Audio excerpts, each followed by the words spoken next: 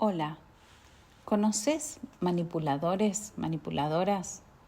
¿Te irritan? ¿Querés saber, además de las razones por las que crees que te irritan, algunas que tal vez no miraste? Porque la manipulación y la irritación que nos da ver cómo una persona manipula a otra persona es posiblemente algo que les pasa a muchos de nosotros o nos ha pasado.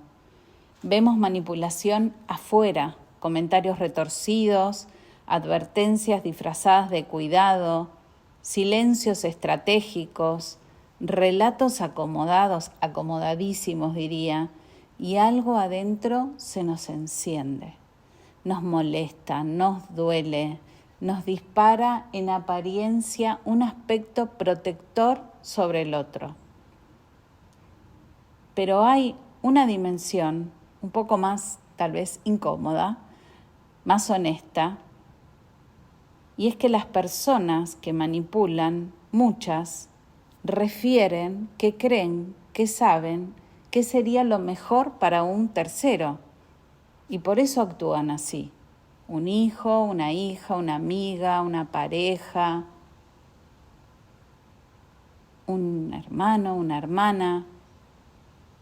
Y por eso escuchamos frases que son justificativas, tipo, bueno, yo se lo dije por su bien, cuando internamente lo que opera en realidad es miedo. Miedo a que el otro se equivoque, miedo a que su decisión nos afecte, miedo a perder un rol, un lugar en la vida del otro, miedo a perder el control sobre el otro. La manipulación suele esconderse detrás de buenas intenciones. No quiero que sufras, me parece que esto te va a hacer mal, por eso te lo digo. Si yo fuera vos, esto no lo haría, pero bueno, vos fijate. Solo te aviso, después no digas que no te lo dije. Son intervenciones que nosotros creemos que son protectoras, pero en el fondo parten de la idea ilusoria de que yo sé cuál es el camino para el otro. Y de algún modo me corresponde intervenir en su narrativa. La pregunta es, y hablando siempre de adultos, ¿qué parte mía cree que tiene ese derecho sobre la vida de un otro? ¿Qué identidad se arroga la autoridad de conducir la vida ajena? ¿Y por qué me resulta tan intolerante que el otro elija algo que yo no controlo? Y entonces llegamos a la pregunta que realmente abre este episodio, donde voy a hablar de la manipulación, de la automanipulación, de lo que no vemos de la automanipulación y voy a compartir unas prácticas. Si te indigna tanto que manipulen a otro, o si te desesperás porque el otro no se da cuenta de esto, ¿será que algo tuyo adentro funciona de la misma manera con otros y con vos misma, con vos mismo? Y más aún, ¿será que la manipulación ajena te duele porque desnuda la ingeniería interna con la que vos acomodás tu propia percepción? Y desde acá comenzamos. Bienvenidos a Metavisión.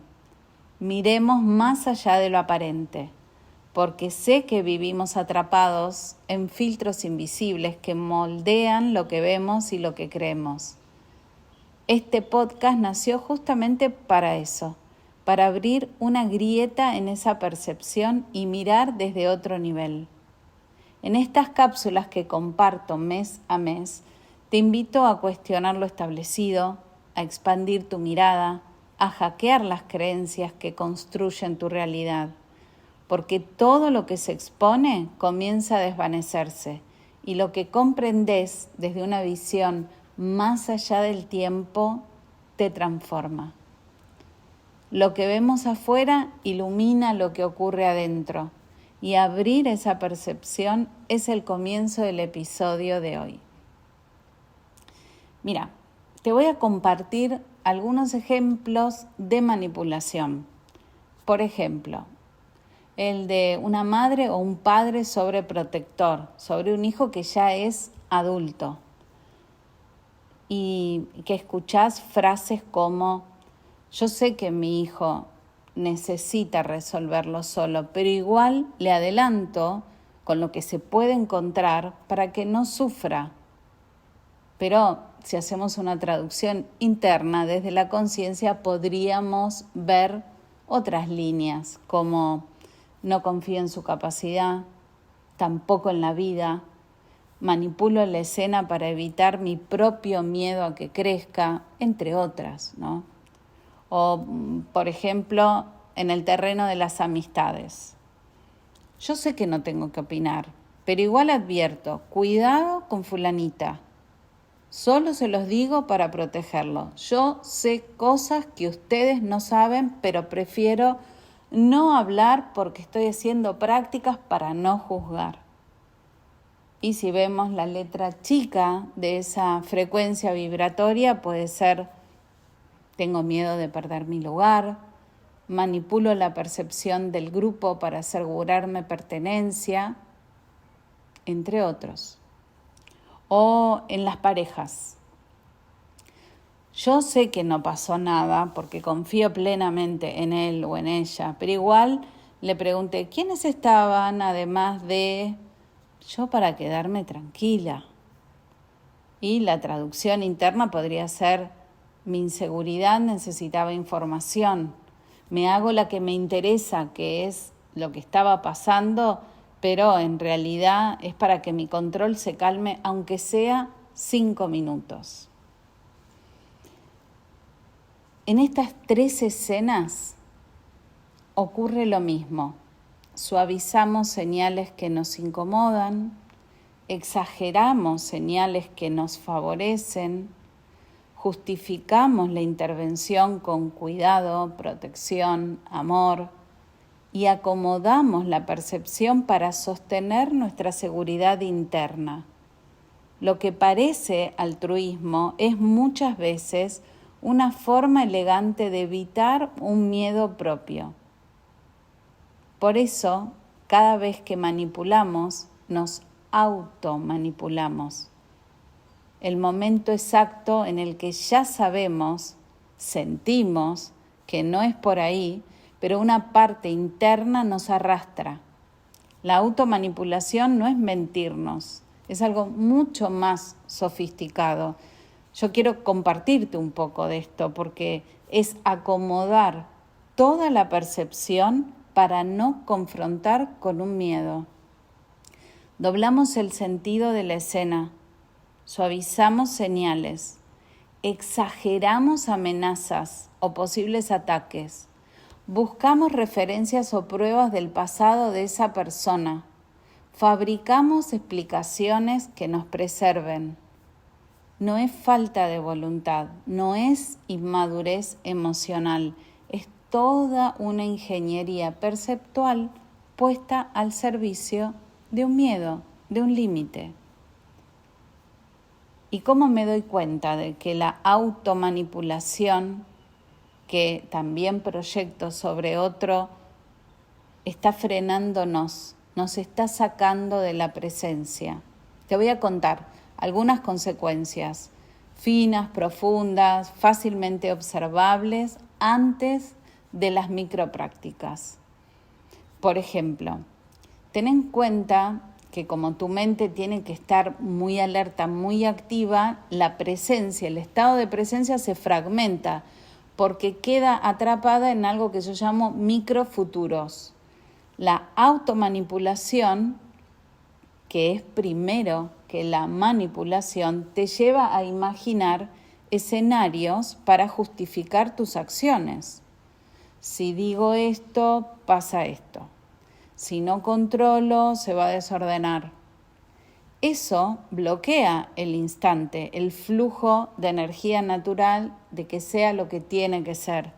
Tu mente deja de habitar el ahora para operar en futuros inventados donde siempre el final es el miedo.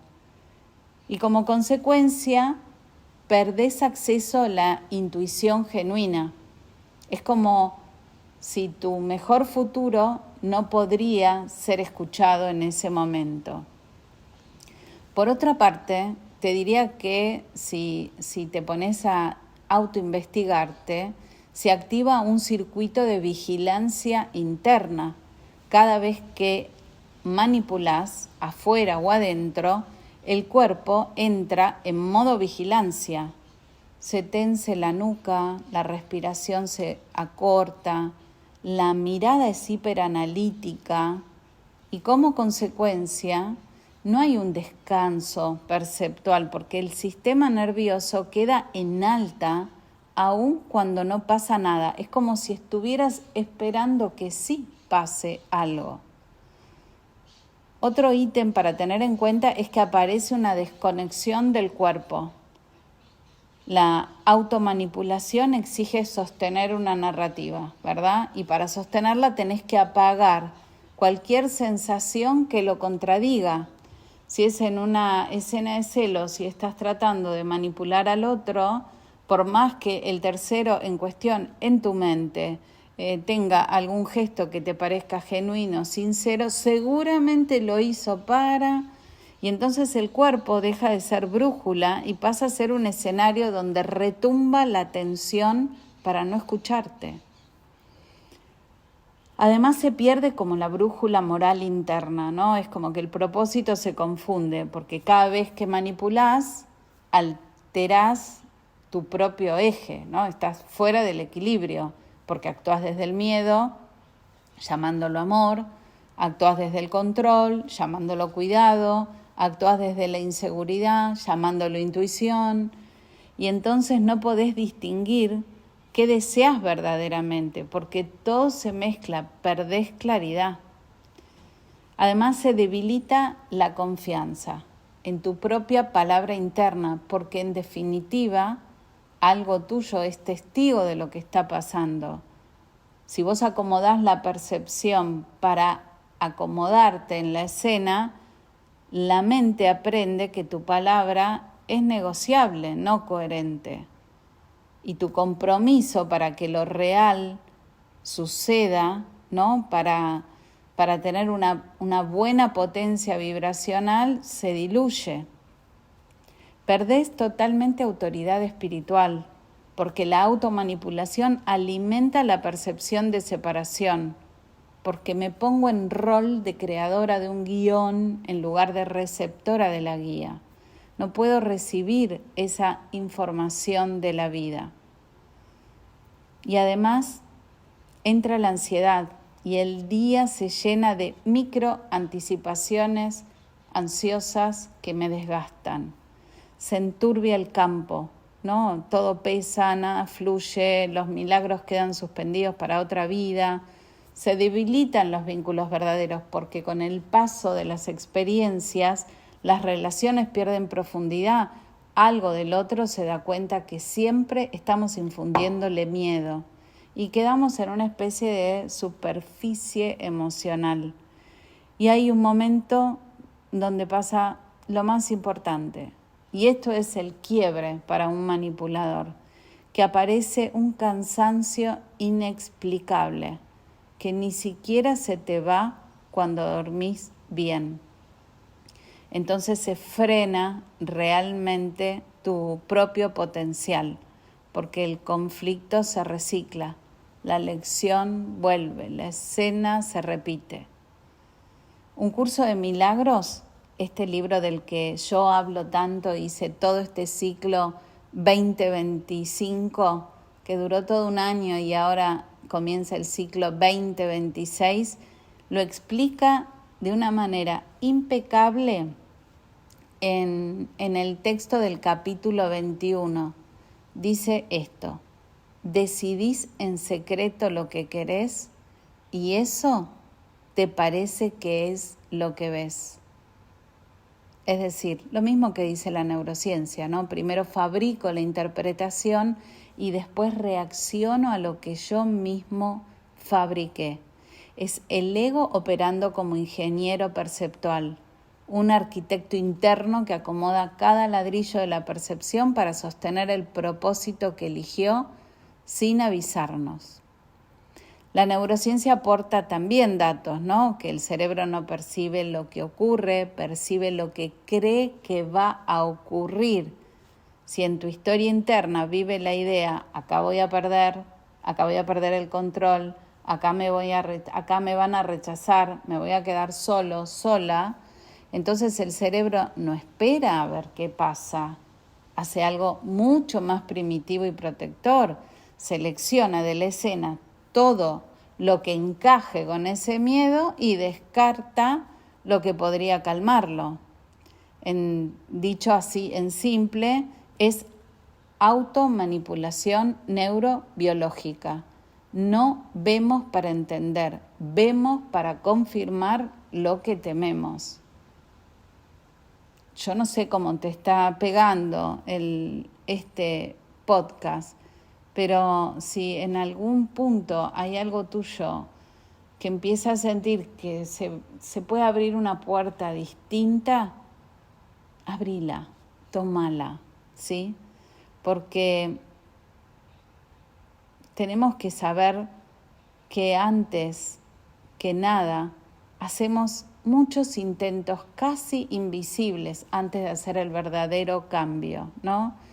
Y ese límite que intentamos ponerle al otro, empezamos a vivirlo como un límite que nos dejó abandonados de otro. Y eso no es verdad. Es tu último intento de control, no de maldad ni de inmadurez emocional, sino esa forma antigua de autocuidado que tal vez funcionó o tal vez nos lo hicieron a nosotros, pero ahora ya no nos representa porque nos deja encerrados en un lugar, siempre el mismo. Y tal vez tu conciencia ya está lista para entrenar uno nuevo. Entonces, tenemos que saber que la automanipulación es la insistencia en cerrar una línea de tiempo vieja con argumentos que te den la razón en el presente. ¿Sí? El futuro expandido, libre, queda totalmente bloqueado. Y el campo responde a nuestra identidad vibratoria. El campo no puede entregarte lo nuevo si vos seguís emitiendo frecuencias del pasado como control, terquedad, miedo, desconfianza. Así que vamos a salir de esta película conspiranoica, ¿te parece? Que está filmada y dirigida tal vez por vos misma, por vos mismo, donde el ego arma un guión donde cada tanto aparece un sospechoso, donde cada tanto el potencial que la vida nos propone es algo peligroso, donde cada tanto tenés que poner orden, donde cada tanto nada termina de ser confiable en definitiva. Esa rigidez no te protege, te encierra, te deja sin oxígeno emocional, sin espacio para la vida real y te volvés protagonista de un drama que no pediste o tal vez de un drama que no sabes cómo cerrar. Y entonces la vida se convierte en un ejercicio de sobrevivencia perceptual, no de creación. Vamos a ver entonces qué nos propone, por ejemplo, el curso de milagros. Porque el curso de milagros corrige la percepción y parte de las prácticas que propone el curso puede darnos justamente algo de oxígeno en lugar de amenaza. La primera práctica se va a llamar el cambio del intérprete. Primero lo que tenés que hacer es nombrar una escena donde vos ya sabés que fabricaste una interpretación. Y una vez que la encuentres, pregúntate en retro, ¿qué estabas intentando garantizar con esa lectura? Y como si estuviera ocurriendo en tiempo real, en tiempo presente, respirá y decí, basta, no voy a usar esta escena para confirmar mi miedo, con autoridad. Y fíjate si realmente ese stop funcionó. Y luego hacete la siguiente pregunta, que es una pregunta para romper la ingeniería del control. ¿Qué hubiese visto en esta escena si no hubiese tenido miedo? ¿Qué pasaría si hubiese permitido en esa situación que se me revele lo que tenía que ser en lugar de querer dirigirla? Hoy, en el día de hoy, ¿qué haría mi versión más elevada, la que ya resolvió eso y la que ya no necesita interferir ante la misma escena? Y toma nota de las cosas que vayas encontrando. Abrí espacio, porque la vida sabe lo que tiene que hacer. Y lo único que a veces nos piden determinadas crisis es que dejemos de obstaculizarla. Y después de unos 10 segundos, una vez que hagas la práctica, solamente quédate en silencio y fíjate si el ego se quedó sin argumentos, si no quiso agregar un postdata. Esta práctica funciona porque altera el propósito que había construido el ego de tu percepción. Y también te voy a compartir una práctica para que hagas a la noche. Es ideal para personas que están viviendo en tiempo presente interpretaciones para justamente no animarse, no vivir algo, sacar la carta de la cobardía. Detectá alguna urgencia, algo que tenés que decidir, algo que te está pasando, que no viene de una memoria, algo que pareciera que es la primera vez, pero no te ves en ese futuro. Detectá esa situación. Inhalá unos segundos, exhalá otros segundos. E imagínate que frente a vos está tu doble cuántico. Este doble que ya completó lo que faltaba y desequilibraba de todas tus líneas de tiempo. Y conversá con él y decirle, yo sé que hay una versión que ya resolvió esta escena sin tener que defenderse, sin tener que sacar el miedo. Pero este personaje que soy hoy no lo está pudiendo hacer. Te lo entrego. Y respira con una entrega absoluta. No actúes. Pero sí sentí que una línea de tiempo que trae información de confianza viene hacia vos. Y vos te quedás así como expuesto, como cuando queremos tomar sol y nos exponemos al calor y a los rayos del sol, te quedás ahí, pero es confianza. 10 segundos más y solamente soltás. Espero que haya sido de utilidad este episodio. La automanipulación no es un defecto. Es un gesto antiguo de supervivencia que quedó obsoleto frente a la conciencia que estamos entrenando hoy día.